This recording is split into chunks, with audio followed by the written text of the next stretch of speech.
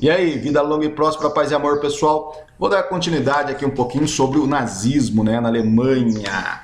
Então nós vimos aí numa outra videoaula nossa, né, como que o Hitler ascendeu ao poder, como o Hitler chegou ao poder na Alemanha, né?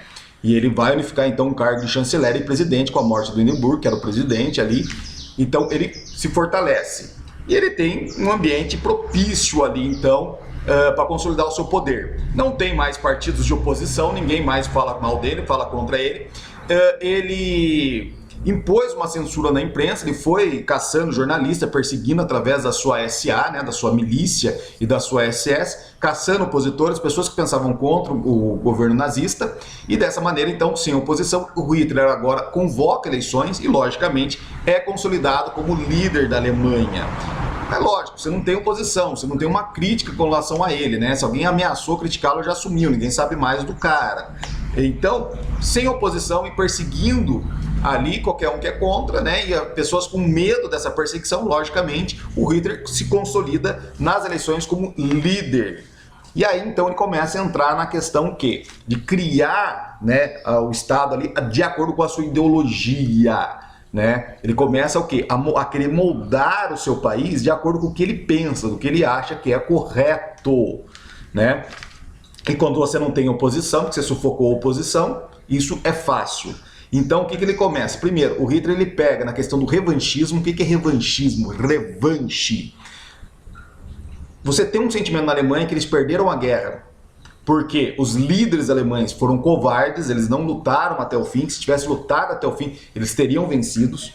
Então havia esse sentimento de que a Alemanha venceria a guerra, né, entre a população, eles não admitem essa derrota. E também por causa da crise de 29, que se alastrou ali, que pegou muita gente ali na Alemanha, né, levou pobreza para muita gente, que era considerado o quê? Um golpe dos judeus. Né? O Hitler trabalhava essa ideia. Então, nós temos que nos vingar dos judeus que estão no comando ali da grande economia.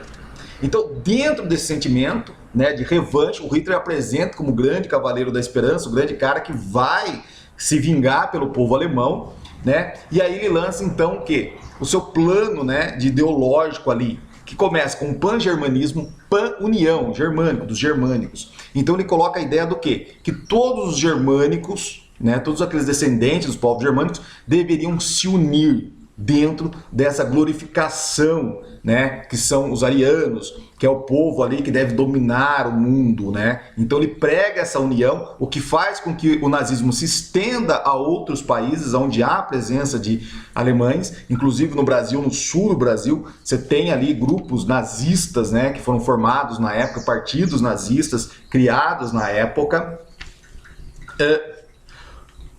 O arianismo, essa ideia então que os alemães são descendentes dos arianos, né? Eu falei isso na outra videoaula, são descendentes dos arianos, né? Os alemães, e como tal, eles têm direito, né, a governar o mundo, porque eles são entre todas as raças do ser humano, coisa que eu já falei que não existe, mas na visão deles, entre todas as raças do ser humano, é a melhor. Então, como a melhor, ela deve governar o mundo, né, em cima das outras raças consideradas inferiores. Então eles devem eliminar essas outras raças inferiores, na qual eles colocam que a mais inferior de todas era o quem? Os judeus, junto ali com depois ciganos e outros povos ali, que deveriam ser exterminados. E outras raças se tornariam o quê? Espécie de escravos dos alemães, né, dos arianos.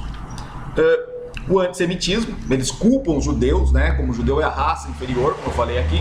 Então eles culpam os judeus por toda a crise, porque os judeus, para eles, estão no poder ali econômico e querem governar o mundo. Foram eles que fizeram a Alemanha perder a guerra para poder dominar a Alemanha, né?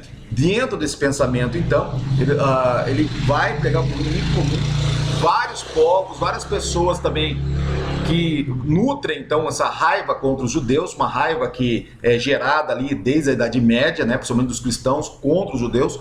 Toda essa raiva, todo esse sentimento ali, ele ganha esses adeptos, pessoas que concordam com essa visão de ser contra ali os judeus, o antissemitismo. O espaço vital é a ideia do quê? De que a Alemanha, então, quando ela vai unificar os germânicos, e como tem territórios ocupados por povos inferiores, ele deveria ocupar esse espaço. Por quê? Porque é por direito dos alemães. É aí então que Hitler vem com aquela ideia de ampliar o território da Alemanha, né? Conquistando toda a região ali da Europa e da Ásia, criando a Euroásia, né? No qual eles dominariam tudo aquilo dali dentro dessa ideia do espaço vital, que é dominar os povos inferiores, né? É um pensamento bem colonialista mesmo, como foi muito vigente ali, ainda era um pouco ainda na época da Europa, né? De que eles tinham o direito de conquistar outros povos porque esses outros povos eram inferiores. Isso daí vai ser trabalhado também pelos alemães.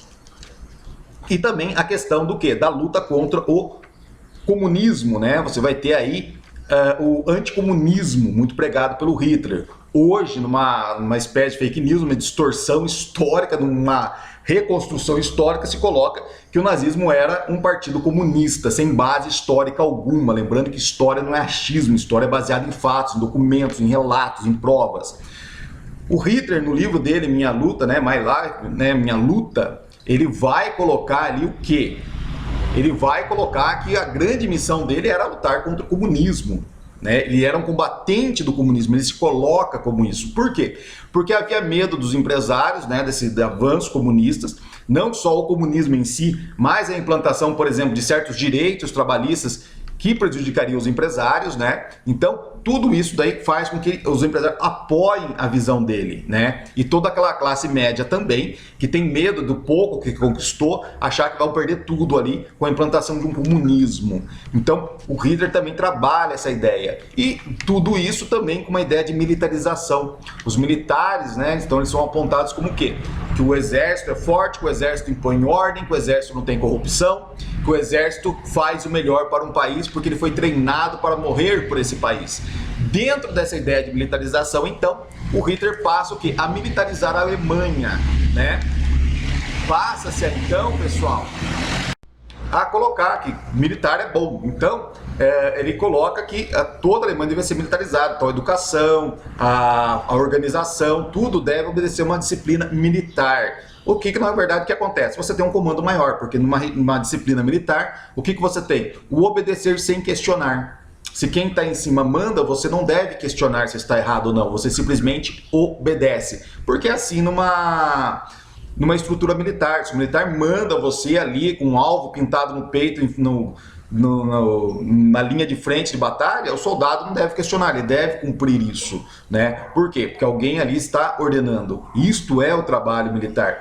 E ele então tenta colocar isso no campo civil e político para quê? Para ninguém questionar a sua liderança. Se ele está no comando, ele é o líder, se ele manda, todos obedecem.